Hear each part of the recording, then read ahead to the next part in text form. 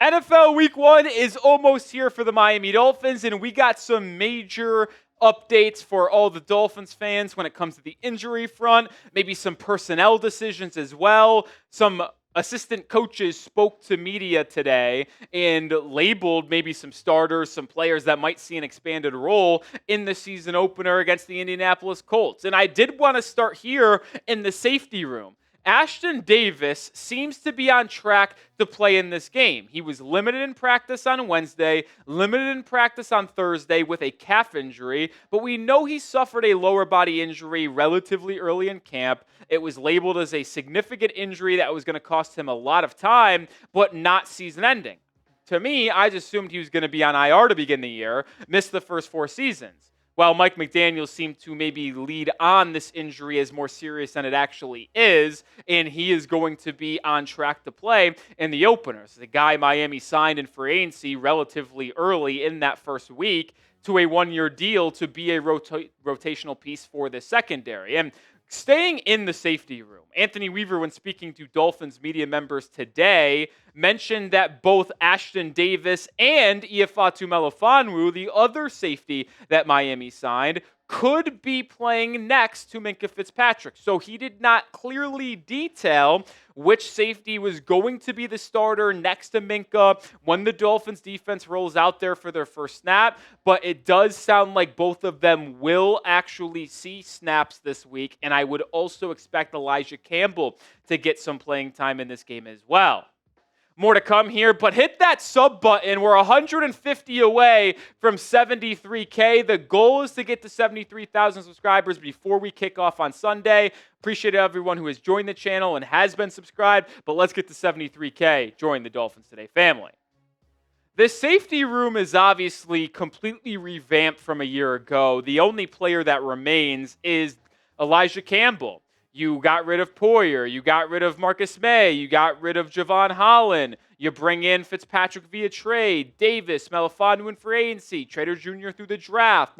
This safety room should be very exciting and very new. And I'm excited to see new faces in this back group, considering how poor the safety play was just 1 season ago. And I briefly mentioned it just a second ago, but when thinking about how the safeties will be utilized in this first game, I would expect to see 4 safeties active, and all of them see the football field in some capacity. Those being Minkah, Ashtyn Davis, Ifeatu Maelfonwu, and Elijah Campbell. I think Dante Trader Jr. will be inactive, not because he is hurt, even though he is on the injury report. He is practicing in full.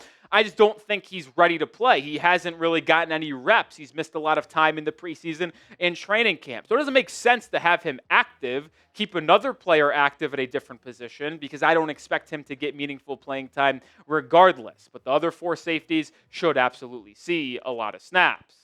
Staying in the secondary, but moving over to cornerback, Anthony Weaver was asked about the newest corner, Rasul Douglas. Weaver said that he could actually see some snaps. Remember, this was a late addition just a couple weeks ago before roster cutdown day. He actually signed officially the day after roster cutdown day. Weaver on Douglas said that he has grasped the playbook because his football acumen is so high. How much he will play is to be determined, but I wouldn't be surprised if I see him on the field.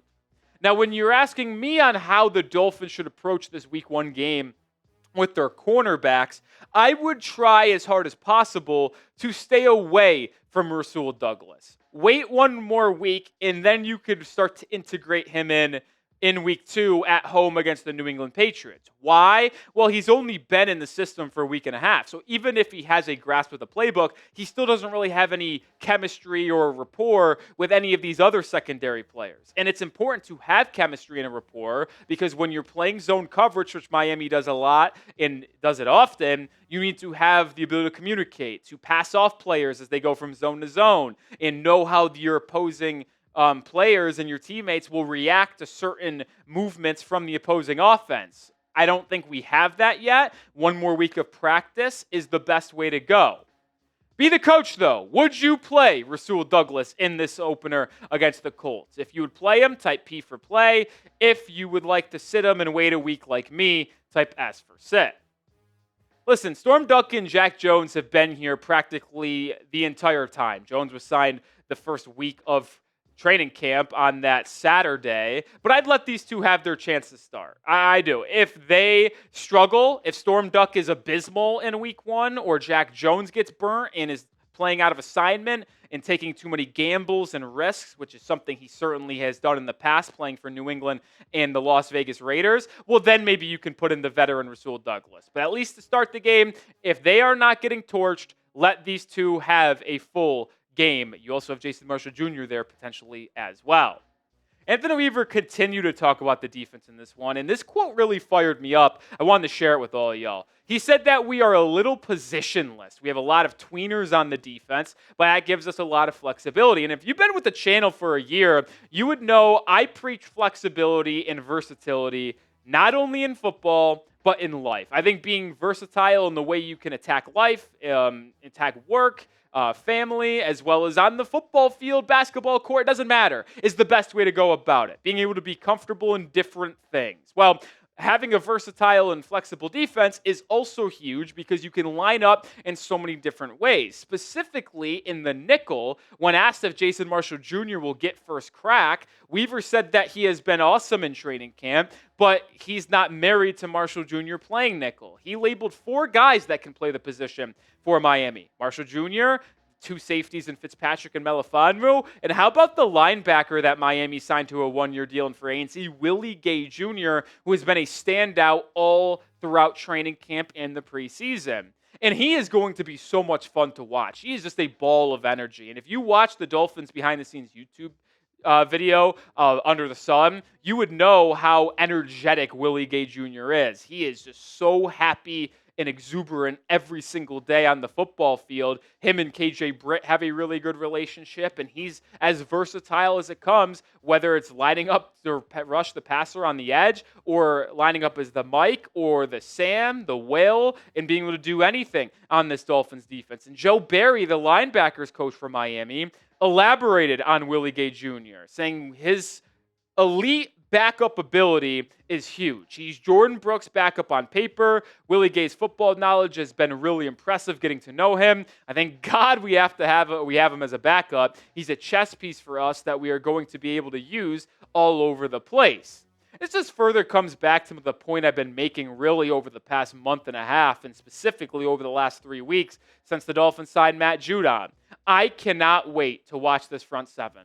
I think it is a top 3 front 7 in football. I have been on an island here in the Chat Sports offices as I've consistently said that Miami has the best pass rush in football. I think it has a chance to be that, but when you factor in its ability to stop the run as well, thanks to Jordyn Brooks, Tyrell Dodson, Willie Gay, I think this is going to be an awesome front 7, and I can't wait to watch them start their season this upcoming Sunday.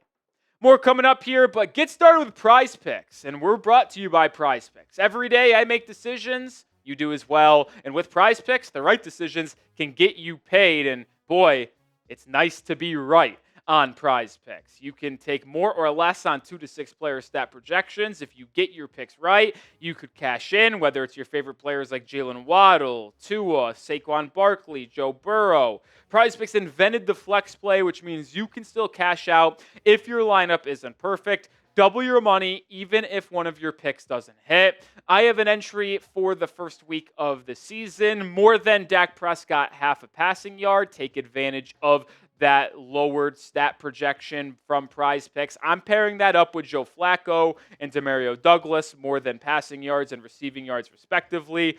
3-player entry, but you can go up to 6 if you want.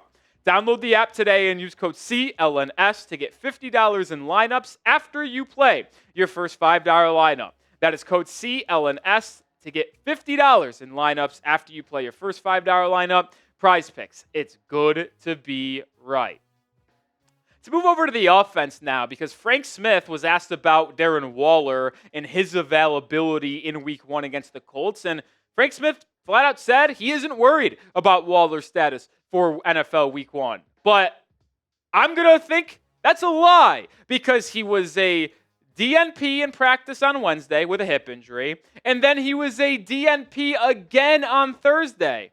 McDaniel said that it's part of the plan to give Waller a rest day on Wednesday. But was it part of the plan to have him not practice on Thursday as well? Darren Waller essentially has not practiced with the Dolphins. He hasn't done it. He's been at practice, working on the side, but he hasn't really been integrated in this offense doing team drills. I'm supposed to believe a player that didn't play last season, was retired, comes out of retirement, doesn't play in a team practice, is going to be able to go out there and perform and be the starting tight end for this football team in week 1? I'm sorry. Call me a little bit naive. I don't think it's possible. I'm close to calling him the second coming of Will Fuller. Dolphins fans know what Will Fuller did to this football team. Heck, you could even classify Odell Beckham Jr. as a variant of Will Fuller a year ago. At least he played football for the Dolphins for a couple weeks. I'm not sure Darren Waller ever does.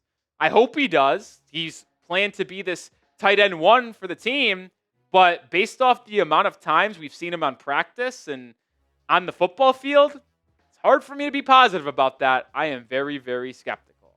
But you predict it for me down in the comments. Will Darren Waller play on Sunday? I'm saying he doesn't, but let me know your thoughts down in the comments. Type Y for yes or type N for no.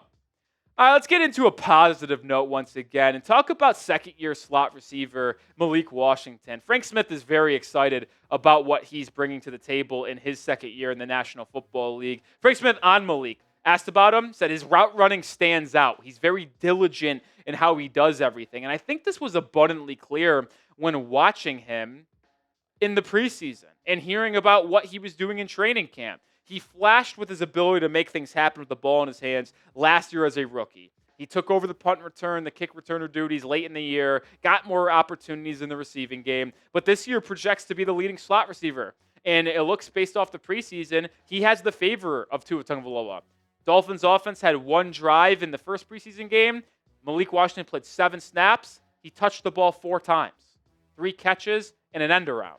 And then in this last preseason game, the Dolphins starters played basically a full quarter. Malik Washington caught a touchdown, was targeted on a 4th down, and Tua just continued to go after him.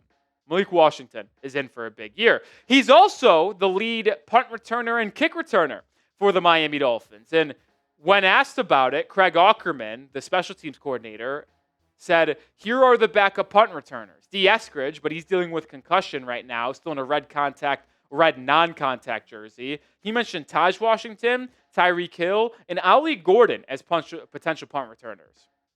I'm a little skeptical on Ollie Gordon because I don't think I've ever seen him return punts, so I don't really believe that. We know Tyreek Hill has, and we know Taj Washington has in the past as well. I think Taj Washington would be a good option. But, hey, on the first unofficial depth chart for Miami, Tyreek Hill is the listed backup punt returner. He did it in his first 3 seasons a ton with Kansas City. Wonder if he does it here potentially in his last year in Miami. But let's hope Malik Washington never gets hurt. He plays all 17 games, is the lead specialist return man, and also the lead slot receiver for Miami. I mean, that's the hope, right? All right, I'll do it for today's show. Appreciate everybody who tuned in and watched throughout the entire episode. If you want to join us, we will be live on Sunday for Week 1 Dolphins-Colts. Me and Coop are going to be here watching it all, hopefully seeing a Dolphins win. Very excited for Week 1. If you see this thumbnail, it means we are live on the channel, so click on it, join us, or you can just subscribe and turn on notifications so you don't miss a beat.